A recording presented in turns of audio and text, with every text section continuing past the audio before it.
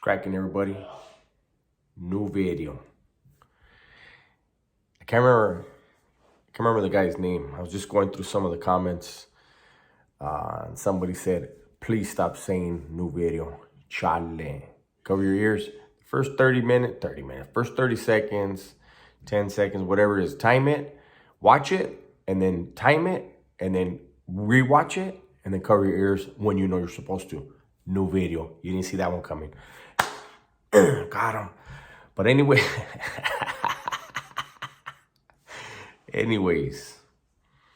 today we're going to talk about prison pen pals. Now, I don't expect this video to do big numbers because people are going to be like, prison pen pals, the fuck I want to watch that for? Because you don't know the Dub's twist on things, but you should know. So I'm going to tell you from my personal experience, right? Again, I didn't put the microphone on here, so you guys might need to get a little bit closer to your TV or put your headphones in if you're on your phone. But getting back to my experience.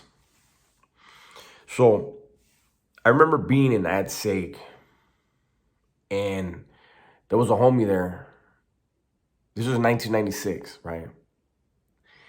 And the homie, he was from Costa Mesa, Orange County, right? Shout out, fat dude, right? But this dude was getting stacks of mail, right? I was like, damn, how the fuck is this Vato doing all this, right? And turned out he was on one of the very first prison pen pal sites. And it was called, I remember it was called Cyberspace Inmates or some fucking weird ass name like that, right? Now, as we know, with the influx of cell phones in the prison systems, I don't think anybody's really using those pen pal sites. I mean, I would be surprised if they were, but so you had a lot of guys that were, getting into the pen pal, those prison pen pals. There was a bunch of different ones that popped up, right? And people were utilizing that, to meet new women and, do whatever they were doing. Now, that's what you were expecting to hear. But let me give you the reality for some. Again, speaking from experience. It used to be where if you were involved in certain things in prison, some people were at certain levels. I'm not going to get into the details to where they could do things they needed to do without having to ask for permission. And I'm not going to go into more into that, but I will say there were other vatos that were, they were, had a little bit of authority but still were not able to just do things without asking for permission first. And so, those guys would, it could take a long time for the letter to get where it needed to go and then to get from that place back to you. Now, what myself, and a handful of us, what we decided to do is, when you're in prison, it's a chess game. It's you against the Juras, as well as whoever, your rivals are. But the main enemy you're always focused on, and he's always focused on you, and he cheats, is the cops, right? That's your main enemy. And you're constantly trying to not just outsmart them, but figure out how can I make their job harder. Hence the video, the name of the video. So when I knew that my mail was being messed with, and if I knew, like, I was waiting on something to come in, I decided that I was going to get on. I think at one point I was on like 3 different pen pal sites, right?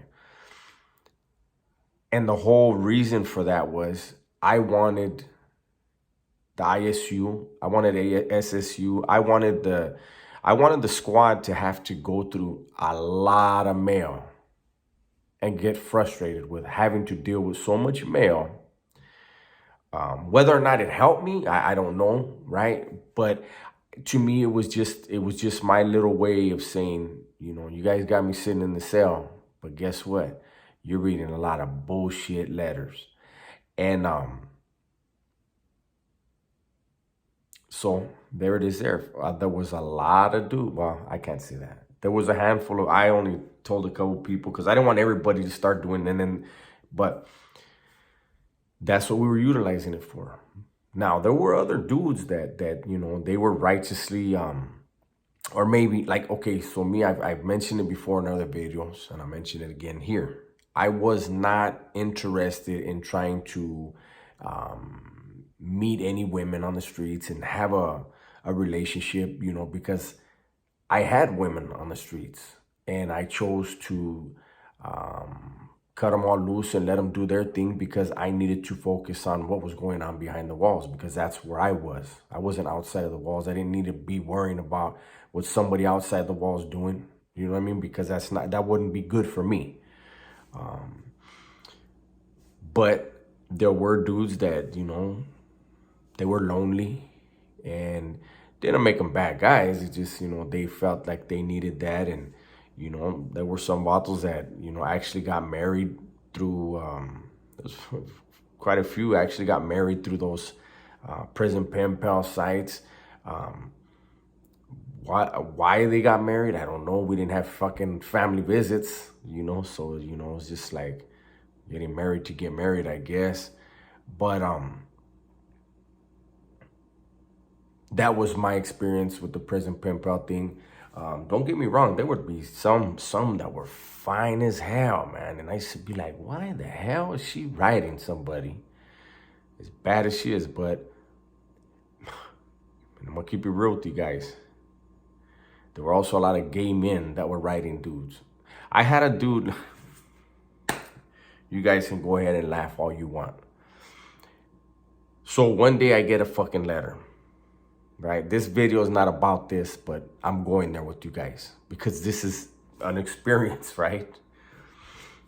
So I get this letter, and it's from a dude, right? It's from a black dude. And he tells me his name, I live in Tennessee, this and this and that. Woo.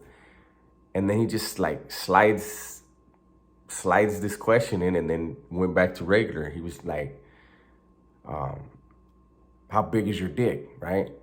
And I'm reading it, it's just like, boom, right there. Like, what the fuck? And then like, back to like, but he said the Tennessee Titans Stadium, whatever was going to be built right there, whatever the fuck he was saying. And then he was like, are you circumcised? I was like, what the fuck? And I'm going to keep it 100% real with you guys.